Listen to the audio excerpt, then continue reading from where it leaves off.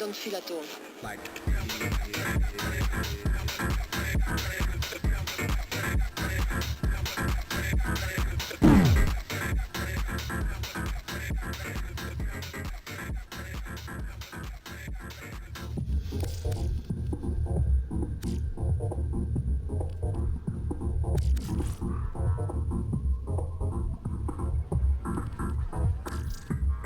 Like this, biatch. Hi, before showing you the build, I might introduce you two things. First, the synergy between Chroma and Glaives. So if you don't know it already, the damage bonus from Vex Armor double dips when the glaives explode. To activate an explosion with your glaive, you simply have to heavy attack. So first you throw it by holding E, and then press your heavy attack button. So throw it and detonate. Also, combo counter and heavy attacks changed a bit recently. When you do a heavy attack, your combo counter will go to 0 and go back to your initial combo by 40 combo counts per second. So for instance, if you are at 220 combo counts and you do a heavy attack, it will take 5 whole seconds to go back to 220 combo counts. So about the build. Let me start with the Chroma build. So, put there whatever you want, it doesn't matter. You go for as much ability strength as you can and some duration. So you go Blind Rage, Transient Fortitude, Augur Secrets, Power Drift, with the 3 Umbral mods and some ability duration. About the Arcanes, you go for Arcane Battery and World Vigor. World Vigor for more ability strength, and Arcane Battery is synergized with Vex Armor buff, which grants you more max energy and activates this double buff from the purple shards.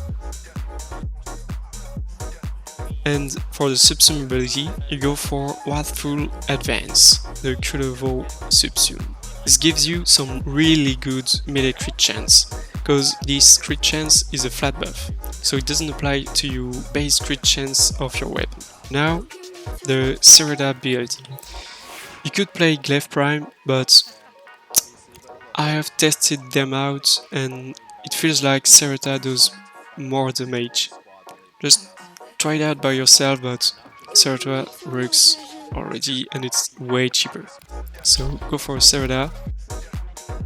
You'll need Killing Blow for heavy attack wind-up speed and extra melee damage on heavy attack. You'll need these two for wind-up speed and some critical damage. You need Prime Fury Strike and Cold for viral damage. You don't need any Raven actually, you can put just Northwind here, it will work too, just like for the extra 200 melee damage. You need Sacrificial Steel for those juicy crit chance, and Prime Smite Hurricane because we're going for Hurricane Survival. The main goal here is to stack up initial combo with melee crescendo up to 220, so we get that 12 times damage at output. We gladly need some status chance, so Whipping Wood's perfect here. And as I explained earlier, the combo counter takes 5 seconds to go back to 220, but if you put some heavy attack efficiency, it takes much less longer.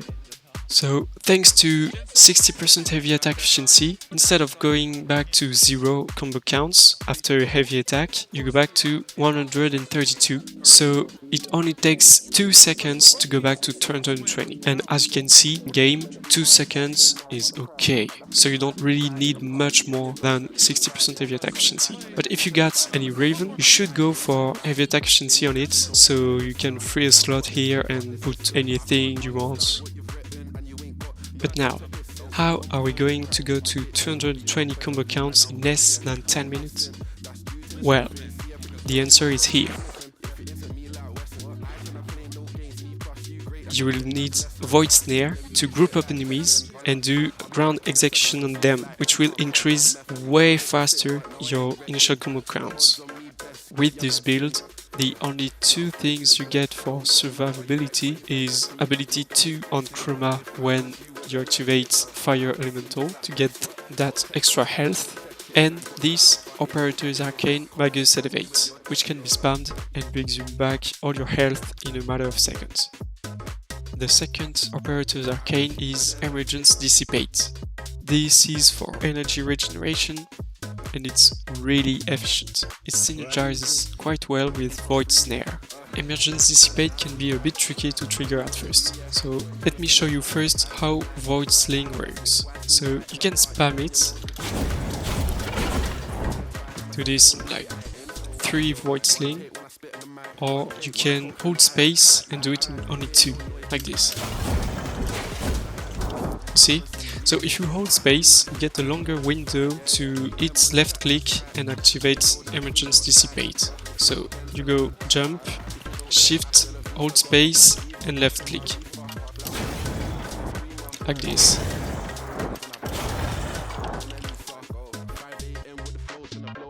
You can see it works when you see those little orbs going up in the air. When you switch up to warframe, you get that energy. As you may know, now with the Chroma rework, you can increase your Vex armor buffs by killing enemies, either with your primary weapon or your melee weapon. In order to increase your damage buff, you need to kill with your primary weapon. So you need a good primary to run this build.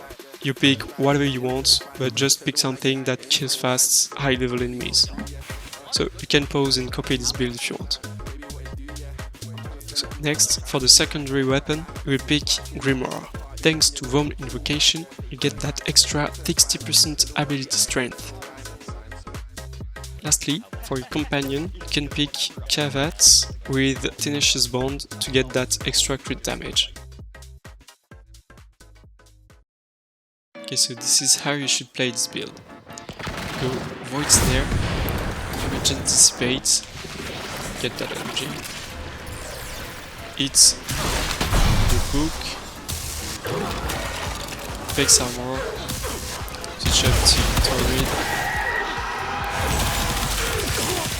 kill 20 enemies, to get max buff. Then you can grind up that combo counter thanks to Void Snare.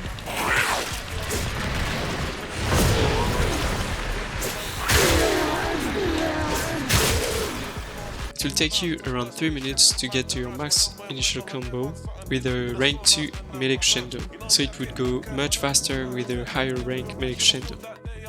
Do not forget to recast Vex armor, and whenever you want to cast Wrathful Advance, do not hesitate to activate Void Snare before, and once you get enough energy, you can either activate Elemental Ward with Toxin for extra holster damage, or Hit for extra health.